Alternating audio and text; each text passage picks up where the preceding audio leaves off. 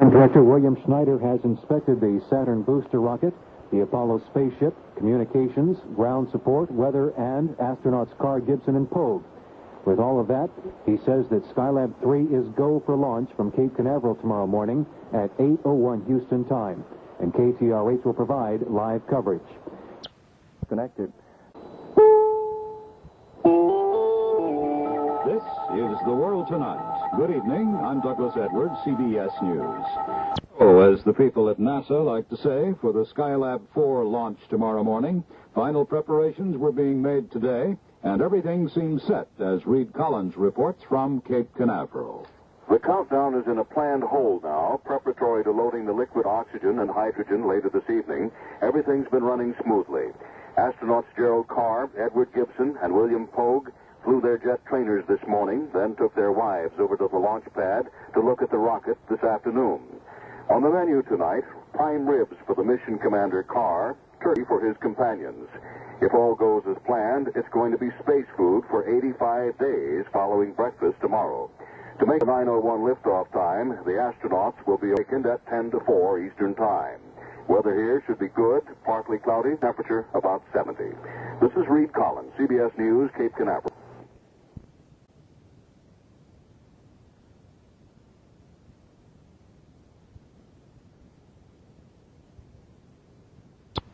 Lowell Thomas brings the news. From Tel Aviv, from Barbados, from Cape Canaveral, comes today's news as reported by America's foremost newscaster, Lowell Thomas. Now, here is Lowell Thomas and the news. Good evening, everybody. Continues with the blast-off for America's Skylab 3 mission, set for 9:02 tomorrow morning Eastern Time. Meanwhile, astronauts Jerry Carr, Ed Gibson, and Bill Pogue were completing their final physicals, also getting in some aerial acrobatics in T-38s to better prepare themselves for the stresses of space flight. Mission Commander Carr saying, "We don't have any last-minute concern at all about the bird.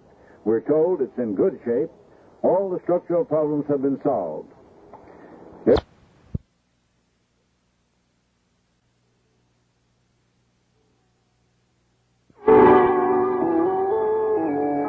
CBS News. The final countdown for the Skylab mission has begun. Weather predictions are good for the launch at 9:01 morning Eastern Time. I'm Stuart Novins reporting on the CBS Radio Network. President Nixon will be following the launch tomorrow morning. Tonight his attention was focused elsewhere. Mr. Nixon met tonight with 10 Republican senators. Pennsylvania Senator Richard Schweiker said he told the president that Schweiker's mail is the worst he has seen in 14 years in government. Overwhelmingly against the president, Schweiker says. Oregon Senator Robert Packwood says he told the president that if an election were held today, Packwood's state of Oregon would vote against him. And Senator Peter Dominic said the same thing about his state, Colorado.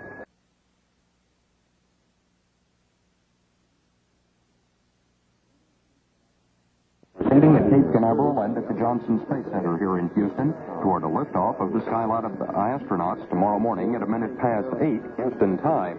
Astronauts Gerald Carr, William Pogue, and Edward Gibson will spend up to 84 days orbiting the Earth aboard the space station. The countdown resumed on schedule this evening, following a built-in hold of several hours to allow ground technicians time to fuel the launch rocket and give it a final once-over.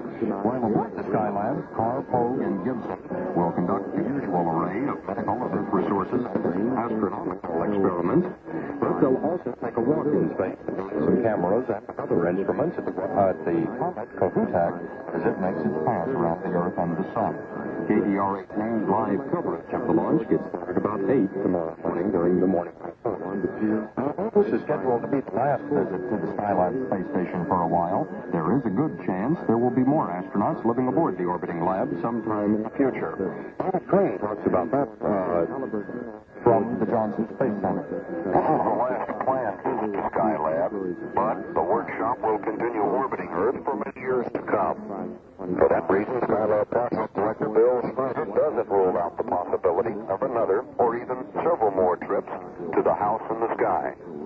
Our direction has been to leave the workshop in a condition where it can be revisited by somebody in the future, whether that be a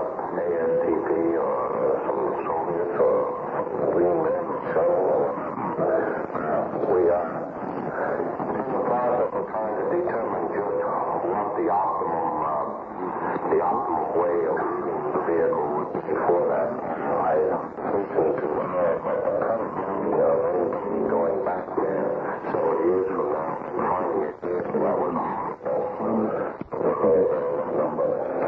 Skylab Project Director Bill Schroeder.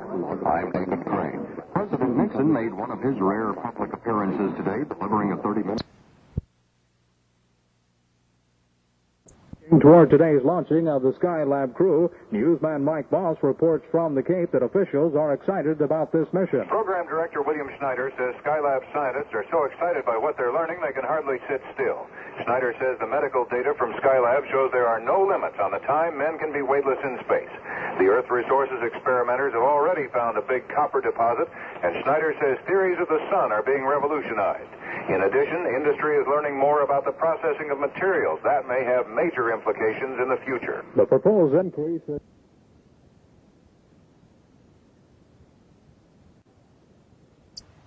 Lab astronauts is about 2.5 hours away. For the latest, let's switch to ABC's Merrill Muller at the Kennedy Space Center in Florida.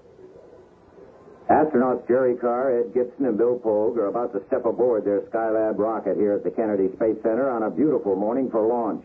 There's a thin, broken cloud layer floating a few thousand feet above the rocket, lit by the rising sun and floodlights. The countdown is slightly ahead of schedule with a short built-in hold coming up. Everything's ready for the last Skylab mission and the last U.S. manned spaceflight for 18 months. Merrill Muller, ABC News, Kennedy Space Center.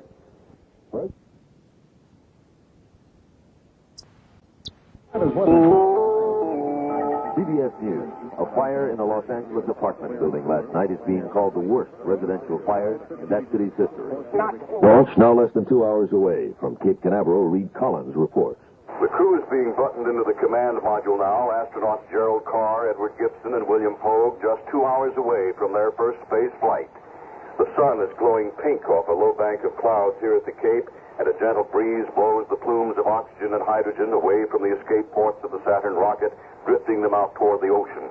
All has gone well with the countdown through the night, and aloft, 275 miles up, Skylab is pressurized, waiting for its final visitors.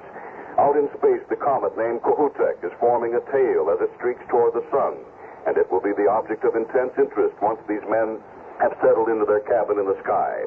Right now, though, they're settling into their spacecraft couches on the launch pad, preparing for liftoff in 2 hours. This is Reed Collins, CBS News, Kennedy Space Center. President Nixon...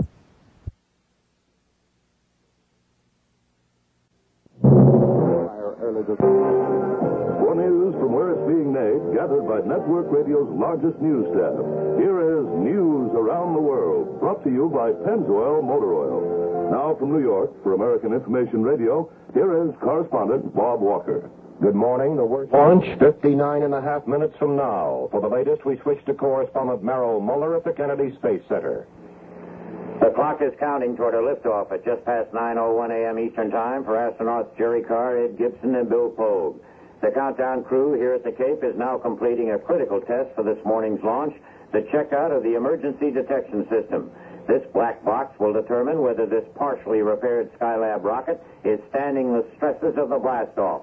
Everyone is so confident that only the normal rescue forces are on station from here at the Cape across the Atlantic to Europe. Merrill Muller, ABC News, Kennedy Space Center. President.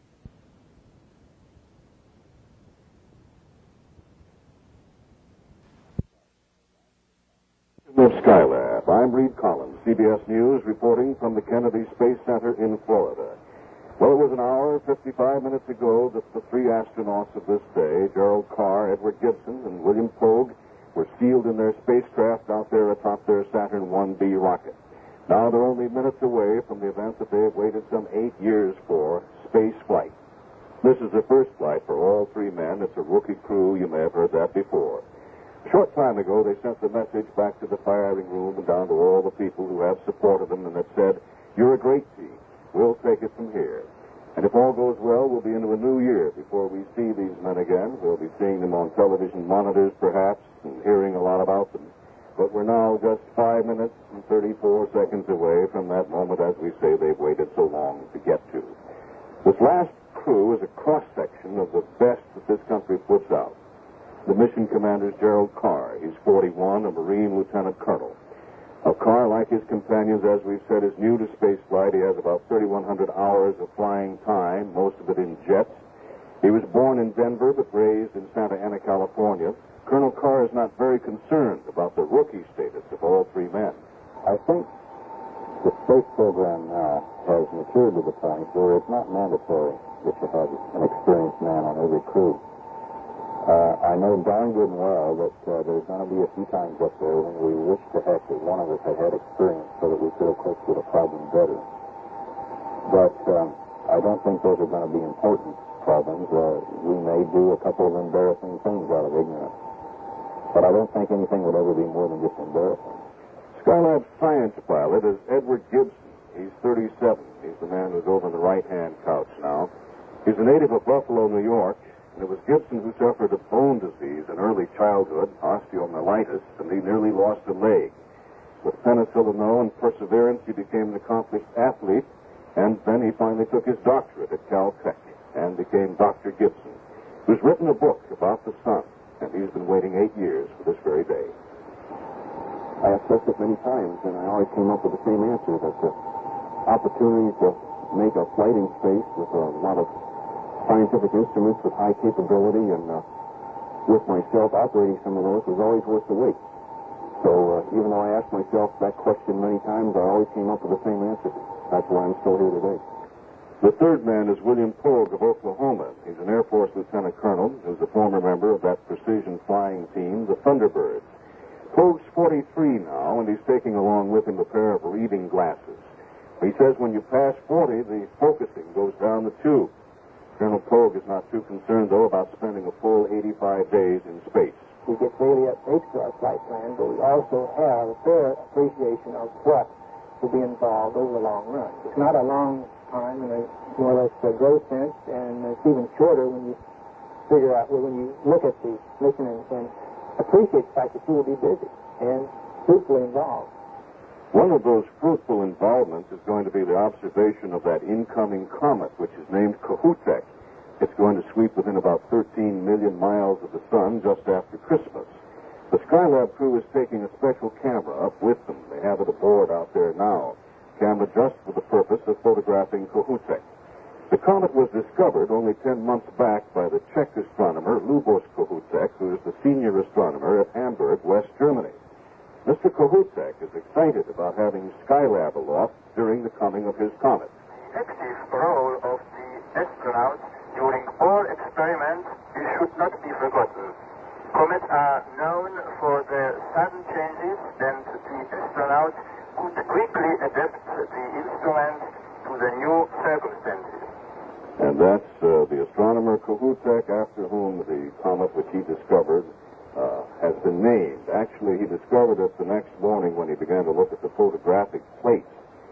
Not many people stand around all night looking up at the sky with an eyepiece at their eye, and most discovery, in fact, most astronomy is really done by photographic and plate means nowadays.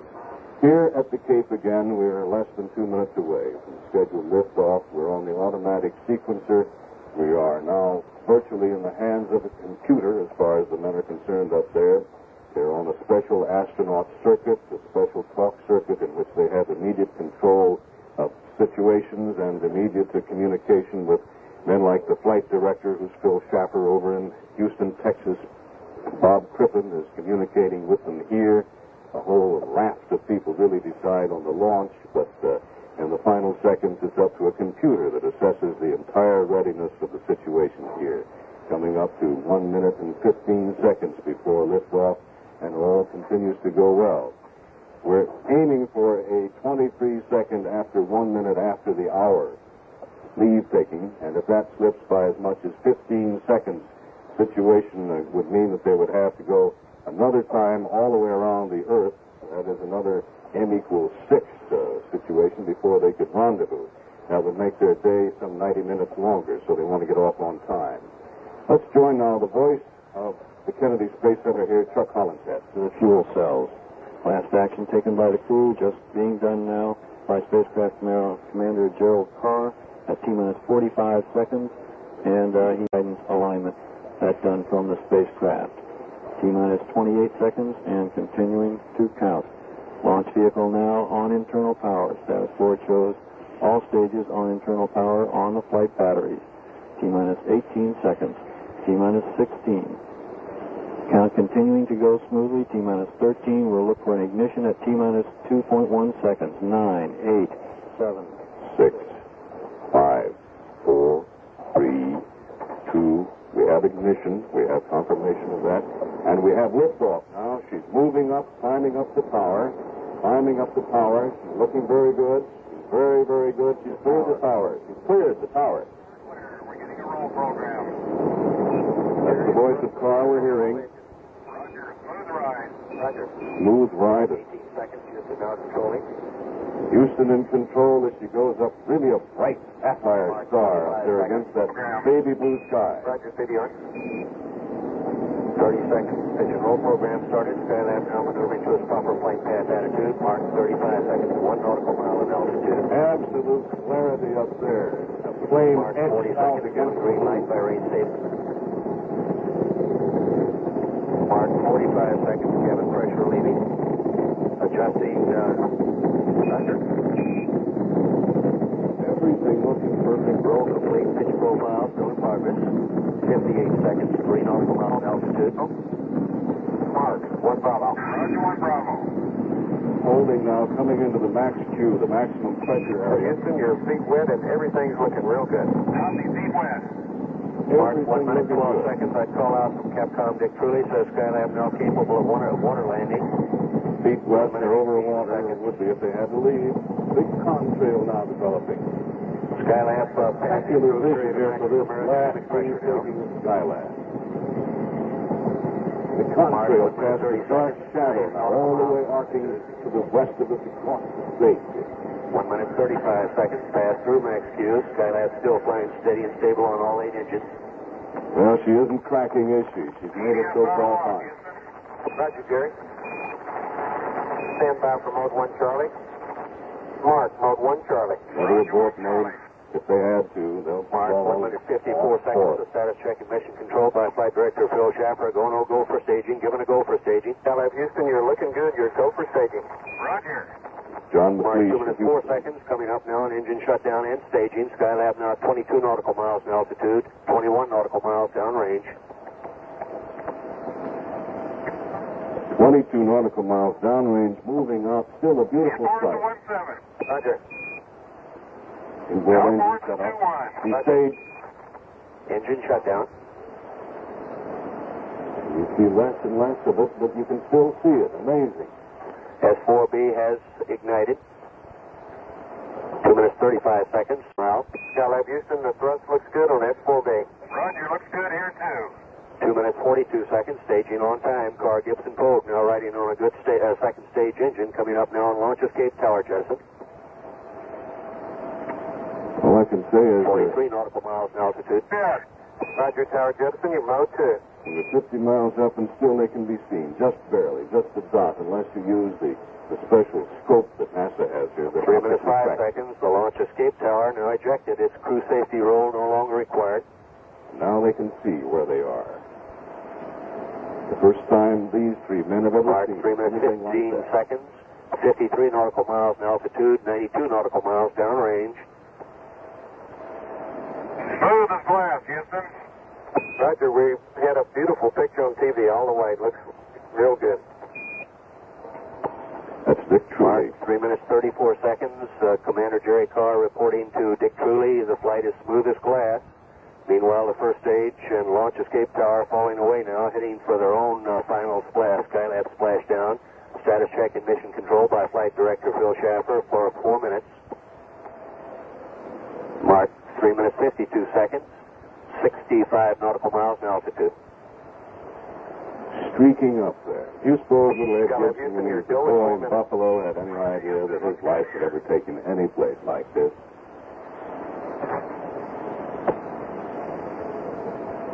Mark 4 minutes 10 seconds. 70 nautical miles in altitude, 160 nautical miles downrange now for Skylab. Carr Gibson Pogue now at 72 nautical miles in altitude. Skylab continuing to climb, moving out now well beyond the Earth's atmosphere. We now show a velocity reading of 9,864 feet per second. Data continuing to look very good here in the Mission Control Center. Mark, 4 minutes, 35 seconds. The old lab itself now is heading toward Europe. 4 minutes, 40 seconds. 77 nautical miles in altitude, 201 nautical miles downrange. Skylab on-board performance continuing smooth. On-board readings show Carr, Gibson, Pogue with their computer and program 11, the Earth Orbit Insertion Program, ticking off their own altitude and velocity. 80 nautical miles in altitude. Houston, you're go at 5 minutes. You're right on the money. Roger, Houston, looks good.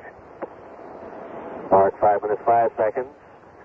Dick Truly advising Skylab right on the money. We now show a velocity reading 11,157 feet per second. The contrail they left here at the Cape is now Mark, beginning 5 to minutes, 20 dissipate. seconds. Trajectory data and mission control right on target. Skylab's climbed orbit going exactly according to script thus far. 84 nautical miles in altitude, 275 nautical miles downrange. Velocity now reading 11,801 feet per second. They're climbing out and up the eastern seaboard, almost paralleling the United Mark, States. 5 minutes, 40 seconds. Skylab's climb for altitude now essentially complete. Moving out now for downrange distance and velocity. We now show 86 nautical miles in altitude, 313 nautical miles downrange. Still need that engine more than 3 minutes. Coming up now in 6 minutes. Skylab Houston, you go at 6 minutes. Roger, Houston. With nothing out of Gibson or Pogue. Mark, 6 minutes, 10 seconds. Skylab now 88 nautical miles in altitude, 560 nautical miles downrange. Carr, Gibson, Pogue now flying almost parallel to the Atlantic below in a heads down position. Displays show a downrange distance of 382 nautical miles now. Fantastic sight here, and an event going on up there that though we can't see it is even more amazing, even though it is almost routine. And Mark, 6 minutes, 40 seconds. Double motors, Houston. Roger, we're watching them.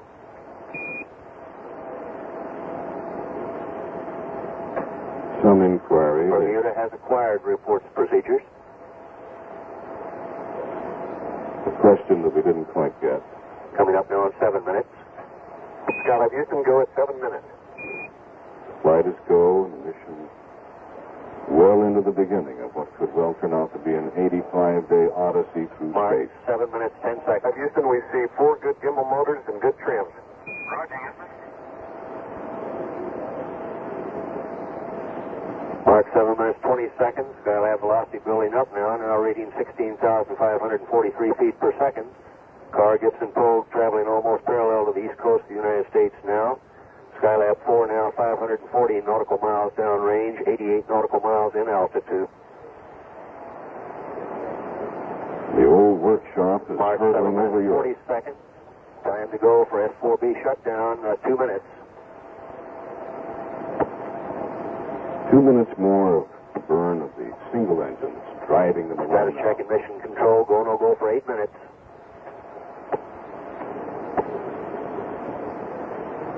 Skylab Houston, go at 8 minutes. Okay.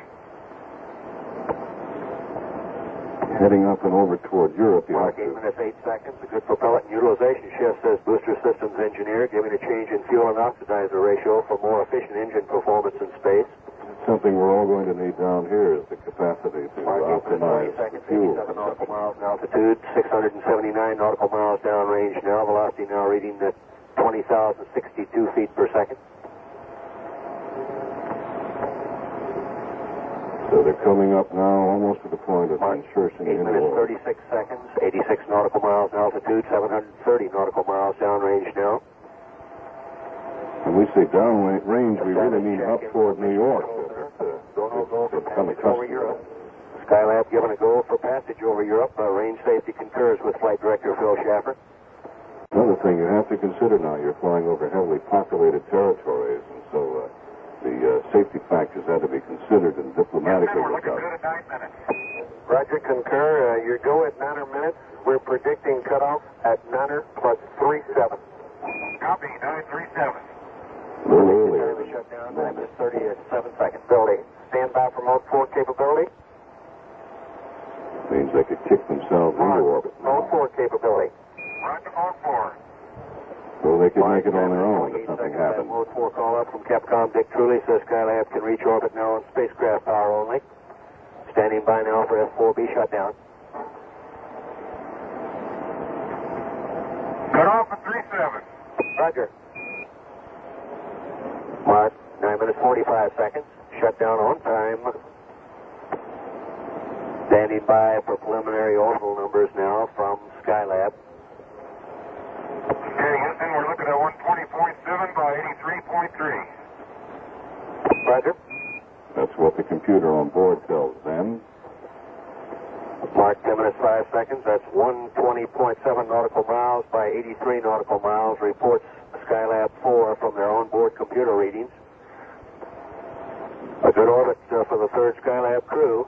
Assuming a good rendezvous and mission, they can become the first crew in history to be launched 1 year and splash down the net. Confirm you go orbit. Looking real good. Roger, looks great, Houston. Good food right, Houston. Roger. Come on, Skylab. Yes. Everybody seemed to enjoy the trip. Mark, 10 minutes 40 seconds. We heard an elated Skylab 4 crew talking to Capcom Dick Truly. Everything looks real good. You're go for a nominal separation sequence. And be advised, we're about a minute from LOS Bermuda. We'll drop out a couple minutes, and I'll give you a call at around. Okay, Houston, so long. Roger. Okay, Houston, so long. The word comes back from 3 men who have never been in space before and now who are orbiting and heading over toward Europe. They're in a safe orbit. From this, they'll work their way up through the better part of the remainder of this day until they have rendezvoused with the waiting, empty old Skylab that was pressurized the other day. It's waiting for them. We suspect that the last crew may have left them some kind of a little surprise when they step through the sill of Skylab later on. Those events are to reveal themselves, however, with the passage of time. Time was compressed here for a little while, was it not? When these people left Earth, they've never been up there before, but they're sharing the view. Among them, 3 men now locked in a situation that is going to bind them together for the rest of their lifetimes, aiming for 85 days in space. And only some 11 minutes, 50 seconds ago, they were right here at the Cape. A beautiful sunny day. Still some of the contrail is floating around up there where the rocket passed through, the only evidence that anybody was here or left. And things have returned to normal at the Cape. We assume that it's going to be nominal or normal, as they say, with the mission of Skylab, the last one, which is now embarked. And we'll be following it, of course, through the remainder of it and for all full 85 days. Way out there, the old comet Kohoutek has grown a tail. It's coming toward its rendezvous with the sun in late December. They're going to be looking for that. They're going to be looking for adventures untold. But now they're on their way, and sometime this evening on the eastern seaboard, they should be rendezvoused and docked with the orbiting Sky Laboratory. The liftoff, the launch of Skylab, a resounding success. And for now, this is Reed Collins, CBS News at the Kennedy Space Center.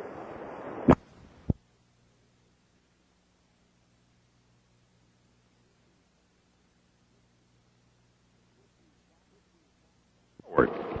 55 degrees in San Antonio now. Sky's beautifully clear.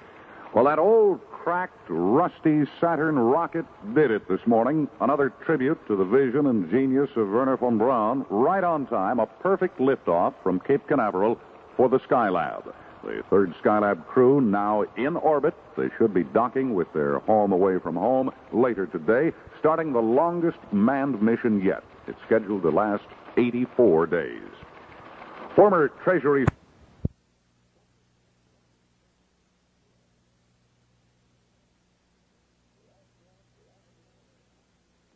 The astronauts are on their way. Details on that story in 60 seconds. The Skylab astronauts about an hour ago blasted off into a beautiful blue Florida sky. The voice of Skylab, Chuck Hollinshead, gave the final countdown. 5, 4, 3, 2. We have ignition. We have a liftoff. Liftoff, the engine's building up to 1.6 million pounds of thrust, and Skylab is moving slowly off the pad. It's clear of the tower. Moments later, the rocket went through a critical period, but Houston Control was watching the instruments, and ABC's Merrill Muller picks up the description. Everything's looking real good. There's the word from Houston. Everything looking good, and here comes the call out from Captain time from... There's 1:15. They're past their breakthrough, and indeed they have just left the vapor trail. Now they're going steadily out, and we're over the critical period for the 7 cracks in that rocket. They no longer matter. She's up in the clear, and they're climbing away with a long plume. Correspondent Muller, as the Skylab astronauts head into space to board the orbiting laboratory for an 84-day mission. As many...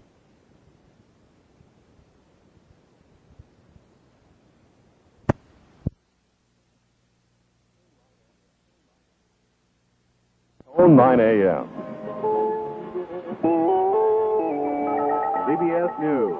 5, 4, 3, 2.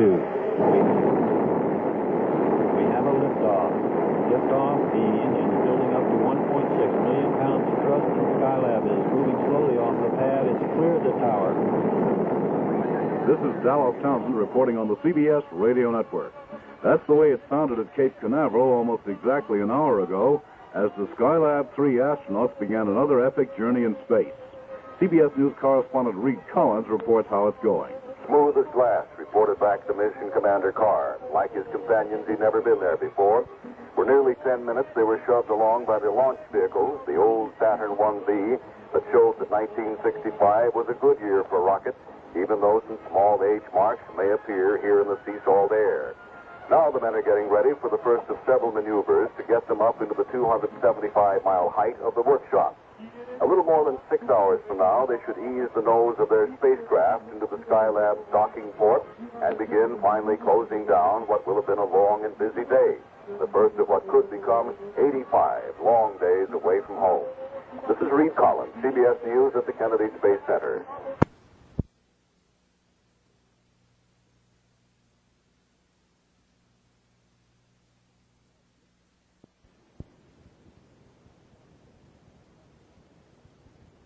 Astronauts Gibson, Carr, and Pogue are in orbit, streaking to a rendezvous with the orbiting Skylab space station. The liftoff was a perfect one, coming right on schedule just 1 hour ago. 6, 5, 4, 3, 2.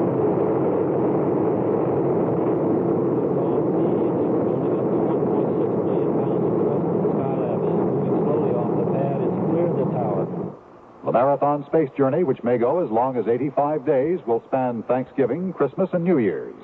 The death toll.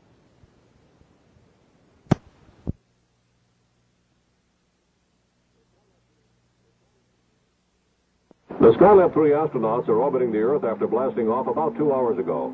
NASA's Chuck Hollinshead gave the countdown, and ABC's Merrill Muller described the liftoff at the Kennedy Space Center in Florida. 3, 2.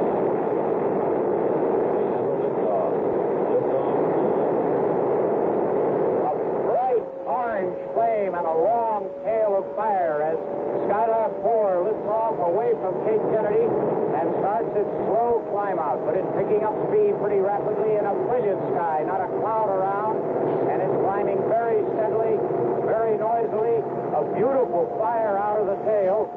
Correspondent Muller says if everything goes well, the astronauts will catch up with the Skylab space station in about 6 hours. They're expected to live aboard the Skylab for more than 2 months. This is the last manned spaceflight planned by the U.S. until a joint mission with the Russian cosmonauts in 1975. The worst...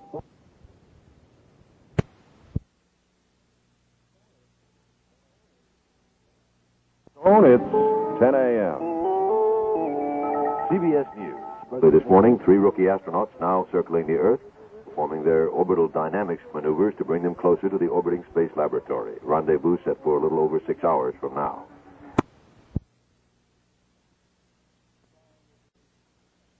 Time will be 11 a.m. CBS News. President Nixon has given the go-ahead to tap the United States' richest known oil field. 3 years late, he said, but better late than never. I'm Richard C. Hottelet. This morning, the blast-off was flawless, and the 3 Skylab astronauts are on their 84-day mission. the last manned space flight for the United States until 1975.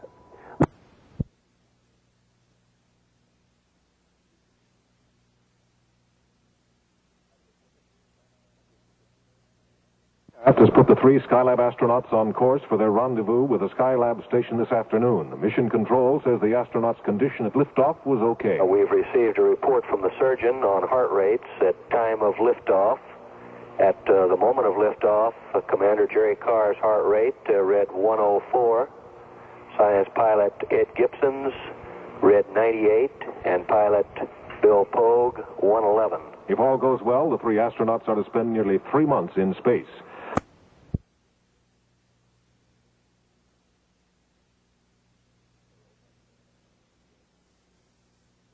Texas. News of the hour on the hour from American Information Radio. This is Steve Powers from New York, and at this hour...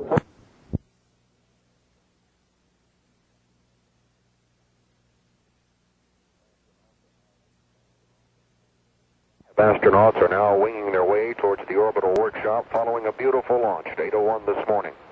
They performed a 2-second trim burn a short time ago, and the crew seemed to get quite a kick out of it. 91 now, 93 Yankee, Freighter, 00028. Roger, Jerry, I got it. Thank you very much. Okay, boy, that run is a real kick in the face. Roger, sounds like fun.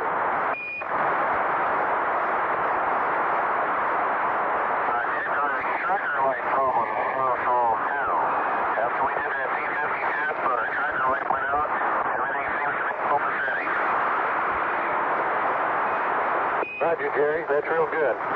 And that problem they just referred to there, apparently in a light there, and it's been described here at Mission Control as probably a failure in the failure detection system, and apparently has corrected itself.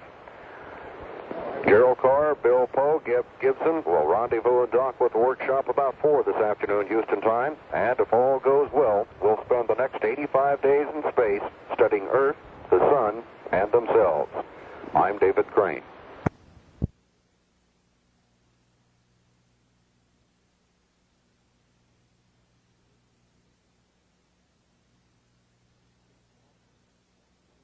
Cape Canaveral says it won't be long now before the new Skylab team is aboard the orbiting lab. A few minutes ago, astronauts Carr, Pogue, and Gibson passed the halfway point in their pursuit journey of Skylab by firing their spacecraft's rocket for the second of 3 maneuvers needed to rendezvous and dock with the space station. The successful maneuver was monitored by Mission Control. Okay, Houston, Skylab, the burn went on time. CBR Houston, for your information, we commanded the tape recorder on at Hawaii, and it did record the burn. Okay, good deal, thanks. Roger.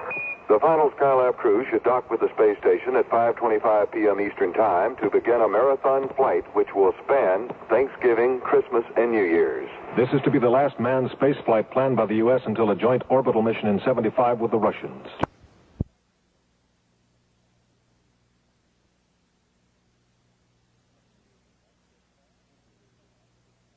News is next in sound, and at the tone, the time will be 2 o'clock.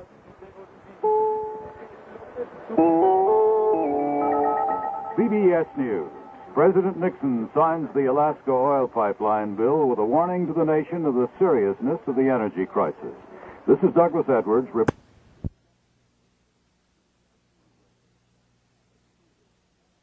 Like schoolboys in front of a candy store, can't seem to get enough of the view as they zoom toward the orbiting space station. William Pogue told ground control they can hardly take their eyes from the window, and he added, the window is already smudged from noses pressed against it.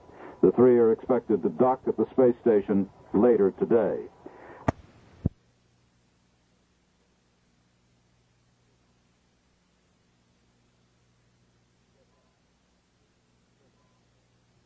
Attack.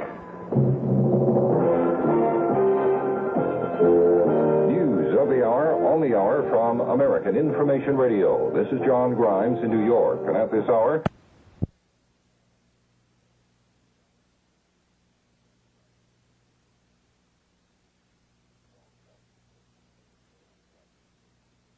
tracking station in the state.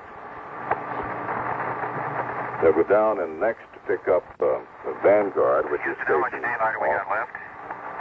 About 21 minutes. Okay. the Vanguard stationed off South America. For your information, we still have about 14 minutes prior to LOS here stateside and about 21 more minutes of daylight. Roger. And that daylight's going to run out somewhere in Brazil around the town of Teresina. We gave it a pretty good shove, Houston. It looked like it might have had to do some maneuvering. Roger, understand, and you had no joy, is that correct? That's affirmative. We're station keeping now and getting ready to start in again. This will be our second try from out here. Have you turned to the systems checklist, page 2-1, Jerry? If not, you might get it out and take a look there. Okay.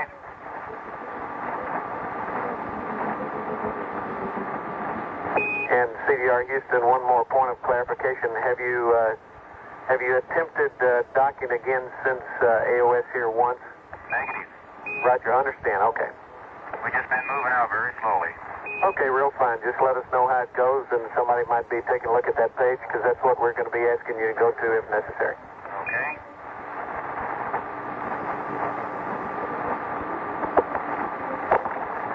So they have the docking book out and the page number, and Carr, who's flying it in and back and getting ready for another shot at it, can be assisted, of course, by Pogue, who's next to him, and Ed Gibson, who is over on the right. And they'd like to do this in daylight, and they have about 20 minutes of it left. Not necessarily that they have communication with the ground, because as we told you when we took air, the presumption was that they probably would have done it by themselves over the mid-Pacific. And we fully expected, as I think mission...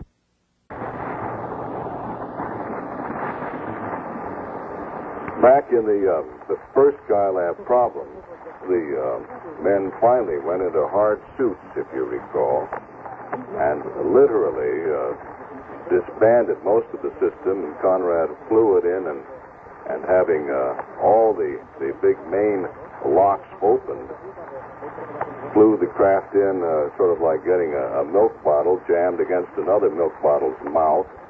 He couldn't see exactly what he was doing. He did it by dead reckoning, and he successfully did it.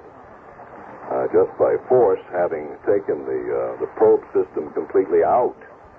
That can be done, was done, but certainly it is another exhaustive procedure, time-consuming, and they would like the system to work itself. They'd like to begin to get the capture latches going. They'd like to get themselves going under the nominal means and not have to do anything as fancy as the other Skylab was required to do. These men, remember, all three have not flown in space before. They're very proficient at the system. Roger.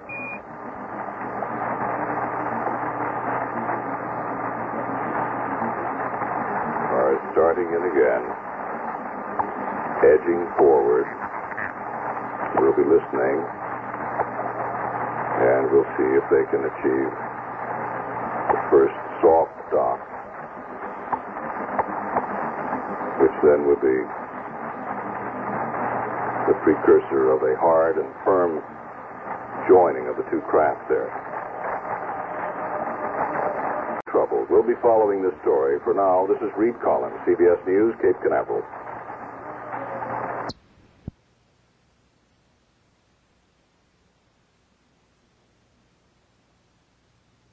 Docked with the orbiting space laboratory that will be their home for 85 days. Reed Collins reports from Cape Canaveral. This is Reed Collins, CBS News at Cape Canaveral. We've been listening to the last few moments of the Skylab problems, which involve the old problem of the inability to dock. The men have rendezvoused with the Skylab. The workshop's flying along. They're flying along with it.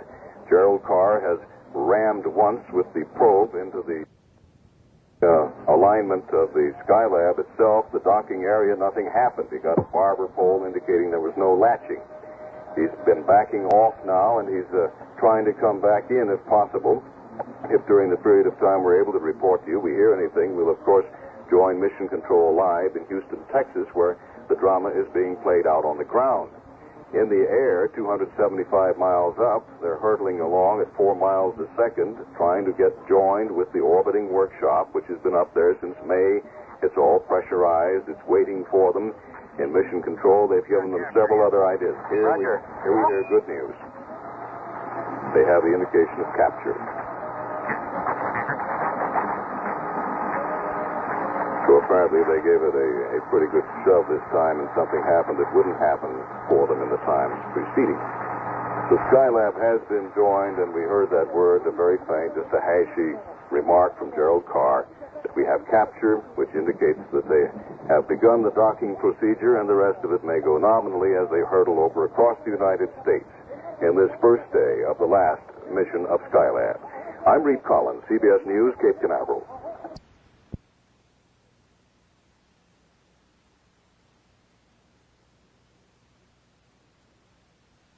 Its latest crew. 3 rookie astronauts found Skylab 270 miles above the island of Guam 30 minutes ago, but when they tried to dock, something went wrong. The 2 ships failed to link up in the docking adapter.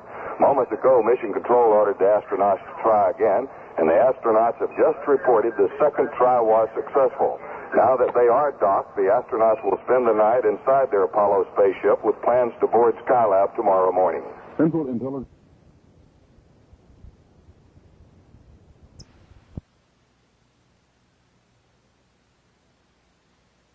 The time at the tone will be 5 p.m.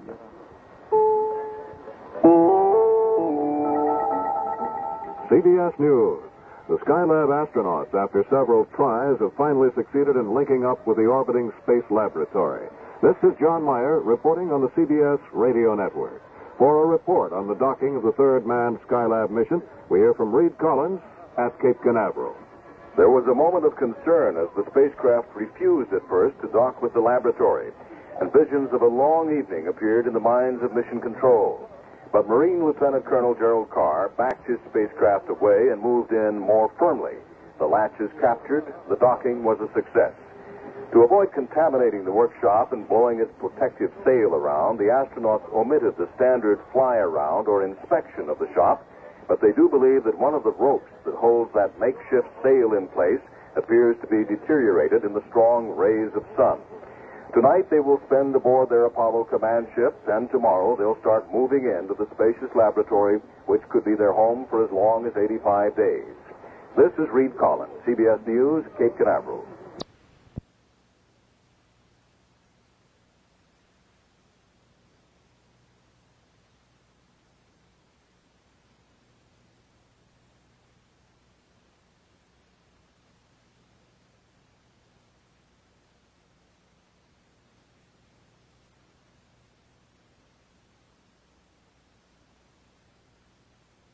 Three rookie astronauts have arrived at their new space home for the next 2.5 months.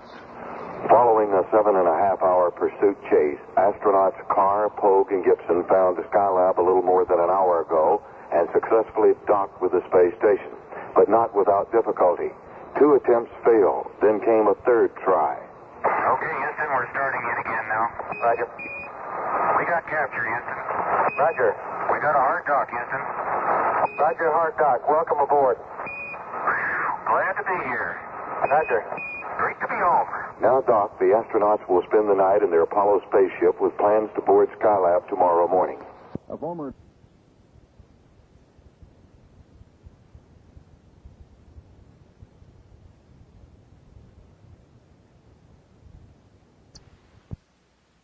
This is The World Tonight. Good evening. I'm Douglas Edwards, CBS News. Are securely hooked up with their space station tonight.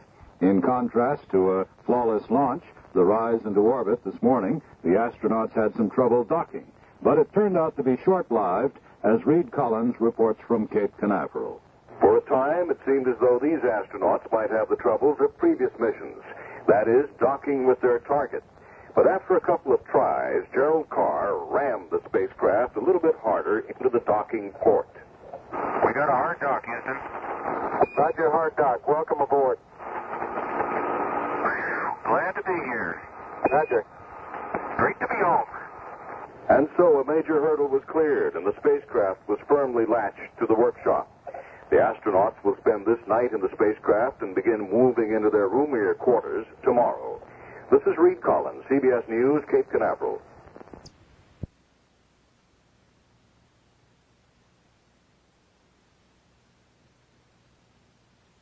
Radio in New York with World Wrap-Up. The successfully into orbit this morning. Late this afternoon, Skylab Commander Gerald Carr radioed Houston. We got a hard dock, Houston. Roger, hard dock. Welcome aboard. Glad to be here. Roger. Great to be home. Carr, Pogue, and Gibson go aboard Skylab tomorrow. In Athens tonight morning, a flawless liftoff for the third Skylab crew. The pattern has continued through the day. Details from correspondent Merrill Muller at the Space Center. A very precise, highly efficient, and only slightly excited all-rookie crew has taken over the U.S. orbiting space laboratory for the last of the Skylab scientific experiments. Astronauts Jerry Carr, Ed Gibson, and Bill Pogue showed after liftoff here at the Kennedy Space Center they were a no-nonsense crew that had managed to keep a sense of humor. It took them 3 tries at bumping into Skylab before they married up with the space laboratory, and they didn't bother to note that they had arrived 22 minutes early.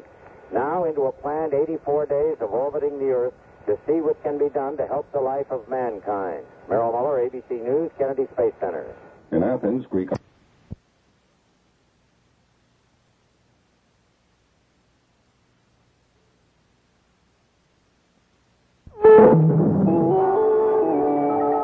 CBS News, President Nixon today completed his series of meetings with all Republican and some Democratic members of the Congress.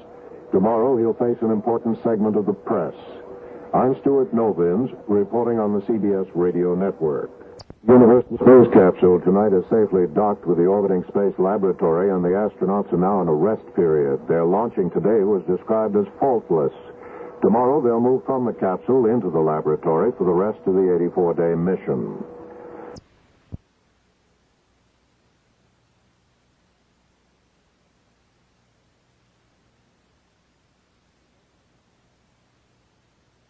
The Skylab astronauts are orbiting Earth tonight after completing their first day in space. A report from the Johnson Space Center and KTRH newsman David Crane. Successful docking shortly after 4 this afternoon has climaxed a perfect start for the 85-day mission. Rookie astronauts Gerald Carr, Ed Gibson, Bill Pogue handled the spacecraft like veterans as they closed in for the docking, even though it did take them 3 tries. We got a hard dock, Houston. Roger, hard dock. Welcome aboard.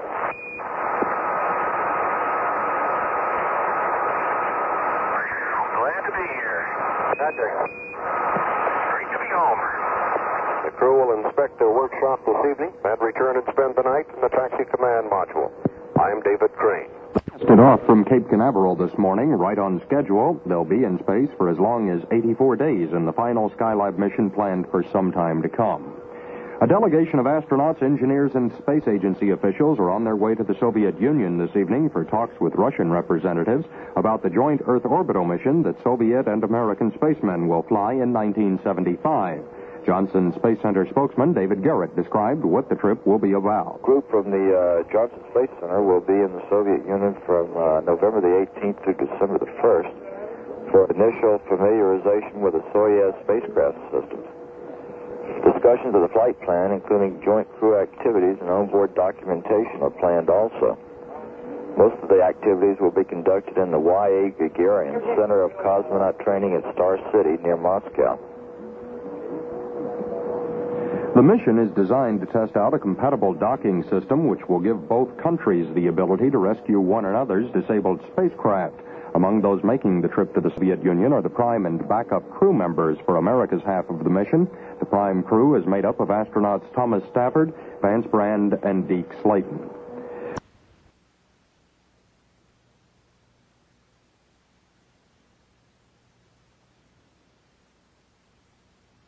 The astronauts awakened this morning in a chipper mood. After breakfast, they'll remove the hatch from their command ship and crawl into the 84-ton space lab, where they'll make their home for the next 3.5 months.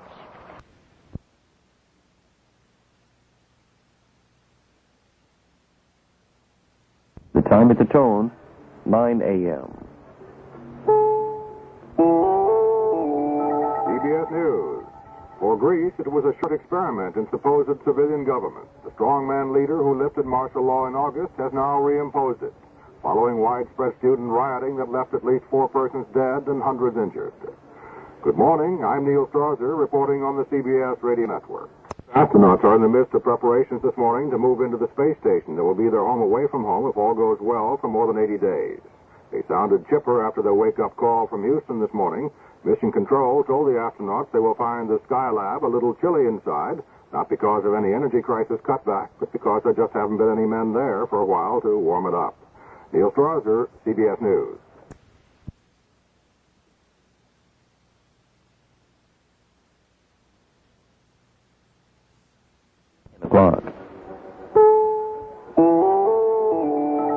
CBS News. The operation to remove most of Edward Kennedy Jr.'s right leg has gone apparently without a hitch.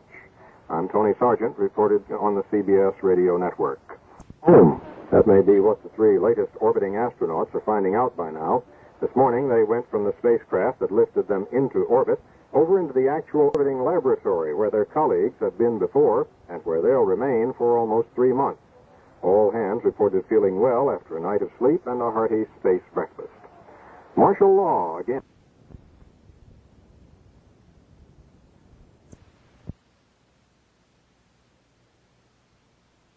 One day only. CBS News.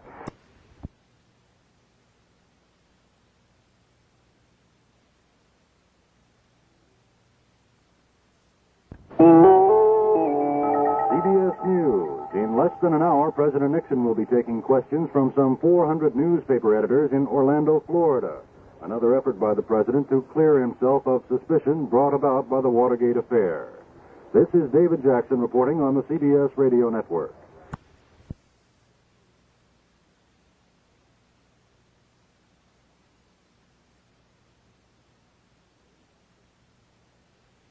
Three astronauts. Terry White has this report from the Johnson Space Center. Skylab 4 crewmen Jerry Carr, Ed Gibson, and Bill Polk have spent most of the day getting their space station home ready for their 3-month tenancy. By late afternoon, the 3 were purifying the water in the Skylab's water supply by injecting iodine to head off any growth of bacteria. Also in today's work for the crew was preparing the space station's solar observatory control console for extensive observations of the sun and of the comet Kohoutek in late December. It is expected that some 114,000 photographs of solar events and of the comet will be made before the crew returns to Earth, perhaps as late as February 8th, if the mission is extended to the optional 84 days. Space station activation will continue Sunday with transfer of food supplies and film for scientific instruments. That's Terry White at the Johnson Space Center. Common Cause.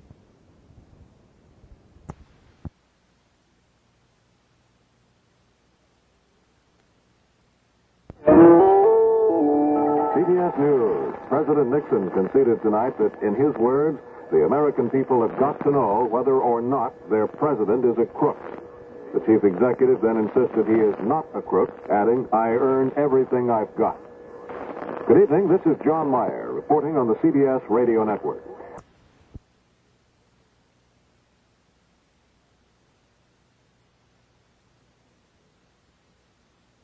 Spending the first of 84 nights on board the orbiting space station, all is reported normal. You're listening to NBC News.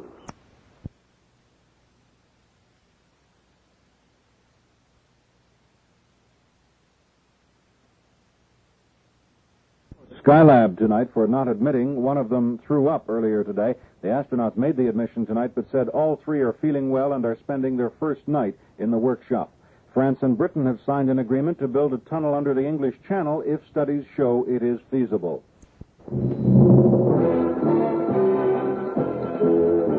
News of the hour on the hour from American Information Radio. This is Lou Leslie from Los Angeles, and at this hour, astronauts admitted to Mission Control tonight. One of them was ill from motion sickness last night. Mission Control criticized them for not saying so earlier. The 3 report they are now okay.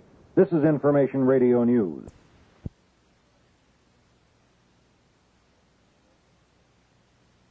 It's 9 a.m. CBS News. Today it's on to Georgia for the President of the United States. Good morning. I'm Neil Strasser reporting on the CBS Radio Network. And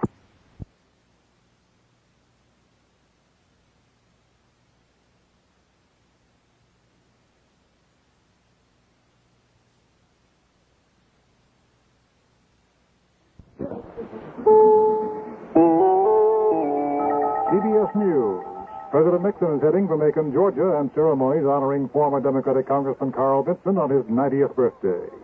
I'm Alan Jackson, reporting on the CBS Radio Network.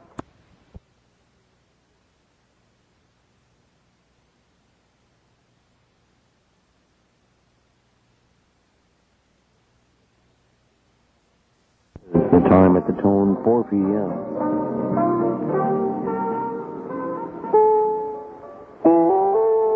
CBS News.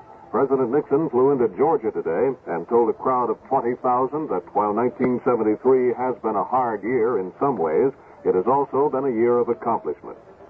This is John Meyer reporting on the CBS Radio Network.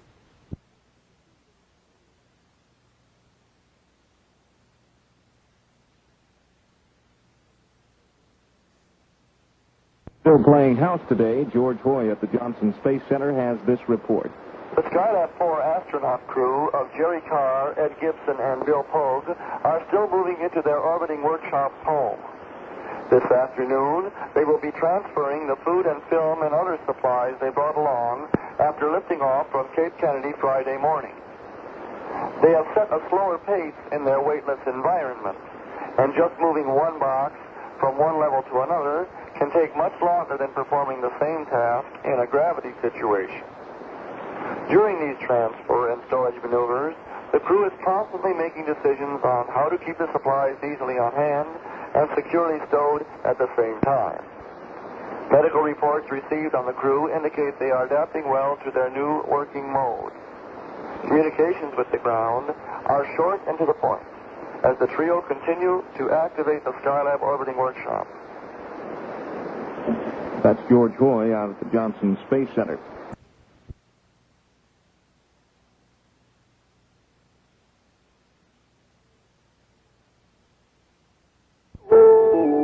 CBS News.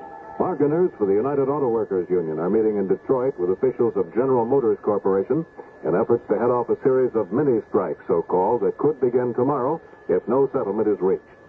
Good evening. This is on the CBS Radio Network.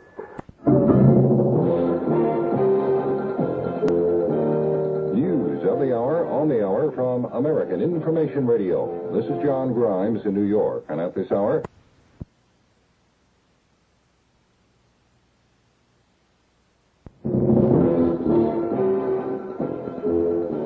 News of the hour, on the hour, from American Information Radio.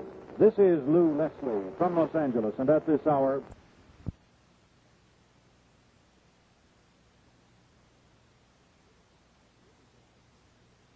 Morning. This is Dallas Townsend with the CBS World News Roundup. Gets to play Mr. Fix-It. The story in a moment.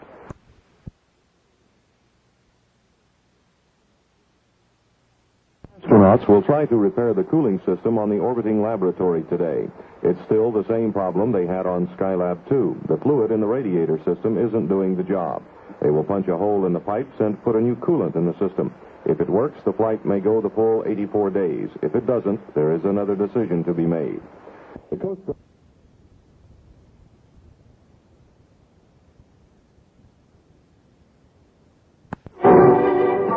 Your news.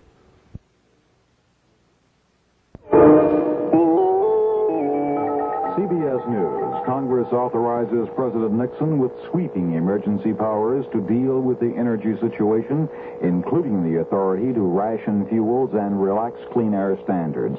I'm Jim Kilpatrick reporting on the CBS Radio Network. At Space Station, after 5.5 hours of repair work. I'm Jim Kilpatrick, CBS News.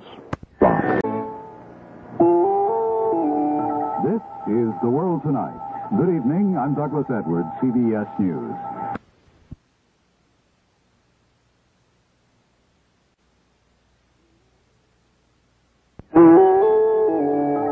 CBS News. flight proposals tonight on how to save energy. I'm Stuart Novins reporting on the CBS Radio Network. Astronauts have successfully refilled the cooling system after hours of problems that at one time today threatened to cut the mission short. It'll take about 24 hours more before the repair job will be proved to have been successful. Replenish the liquid in a critical cooling system aboard the space station. The system must be operative if the crew is to complete its 84-day mission. NASA spokesman Terry White gave us the details. Skylab 4 pilot Bill Pogue today successfully injected fluid into a Skylab space station cooling system. The system was rejuvenated by the transfusion of the antifreeze-like fluid. The primary cooling system for some of Skylab's electronic gear first started leaking on August 8 during the second crew's visit. The system had gone dry by August 23rd. Special equipment for servicing the system was designed and built and flown up on Skylab 4 for Pogue to use in putting new life in the system. Pogue's crewmates, Jerry Carr and Ed Gibson, have spent the final space station activation day shifting equipment from storage to operating positions and inactivating medical experiments. And that's NASA spokesman Terry White. While he worked on the orbiting lab's cooling system, there was talk at the Johnson Space Center about America's next space mission. David Crane has a report. Apollo 3's test project director, Dr. Glenn Lunny, just returned from an extended visit to Moscow and more talks on the rendezvous and docking of an Apollo and Soyuz spacecraft set for mid-1975. Lunny also got his first look at the Russian Mission Control Center and said it really isn't so different than ours.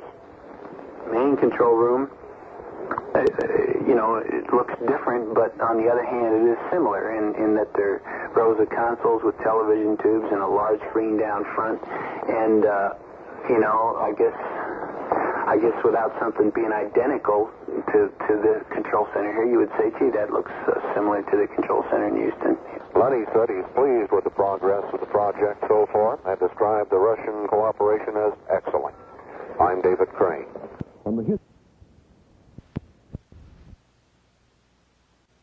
This is Dallas Townsend with a CBS World News Roundup. Well, aboard Skylab after another one of those repair jobs.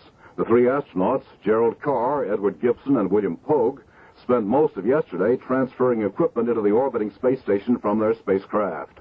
Pogue also devoted several hours to replenishing the liquid that had leaked out of a refrigerating loop. That system keeps batteries and electronic gear from burning out, and it's essential to completion of the mission. It began the Skylab 2 mission in August. The backup system also had a small leak and might have broken down within a few weeks.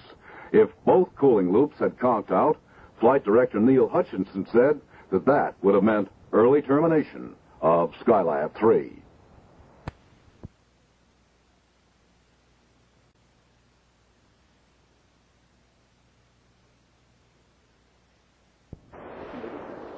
Can I go now? Not yet. Oh, the front's moving through. It does also, like the moon, it does strange things. Maybe it'll clear our heads in just a minute. 16 and a half after 7 is what it is, Jack. And this is the Morning Report. I'm Bill Zag, and that's Jack Ford. Do it. Okay, I will. In case you missed the line before, with one plumbing job behind them, the astronauts of Skylab 3 can look forward to another. They have repaired the primary cooling system that gave the Skylab 2 crew a rough time. Now there appears to be a small leak in the backup system. No one is excited about it, though. The radiator-like device keeps the electronic equipment from burning out. If it doesn't work, the mission has to be scratched. But now the ground-based decision-makers seem confident the mission will go the full 84 days. In a related story, the folks associated with the Apollo Soyuz mission say preparations for the joint flight are going well.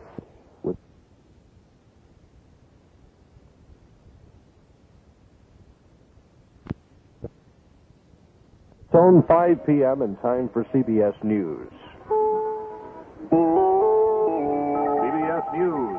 President Nixon is quoted as telling Republican governors in Memphis, "I'm sorry if I've added to your burden." He was talking about Watergate. I'm Dick Reeves reporting on the CBS Radio Network.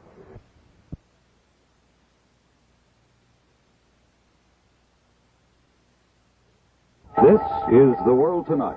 Good evening. I'm Douglas Edwards, CBS News. Here is Lowell Thomas and the news. Good evening, everybody. The big problem now, adjusting to weightlessness. Scientist astronaut Ed Gibson saying that entering a room sideways or upside down left him at first completely disoriented, adding that it was very hard even to tie your shoes. The new name...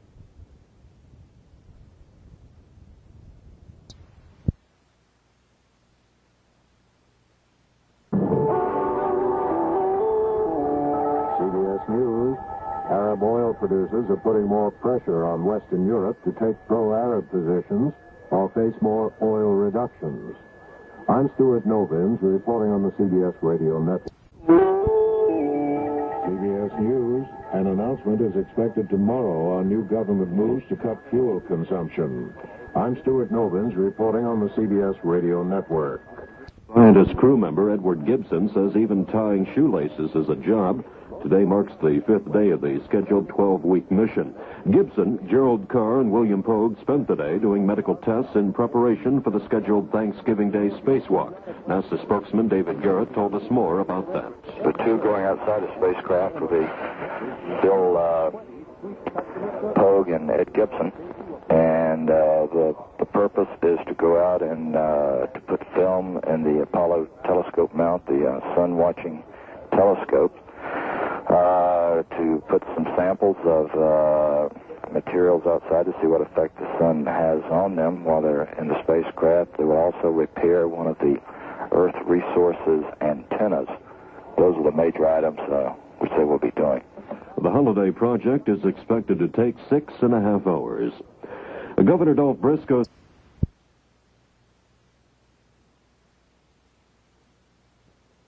Good morning. This is Dallas Townsend with the CBS World News Roundup. Next in sound, CBS News. At the tone, the time will be 4 p.m.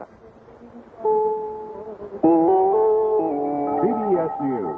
More about those Watergate tapes disclosed this afternoon by White House lawyers. I'm Douglas Edwards, reporting on the CBS Radio Network.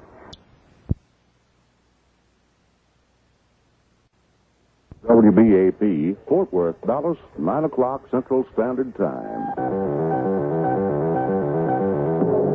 NBC Radio News, this is Steve Porter. Secretary of State...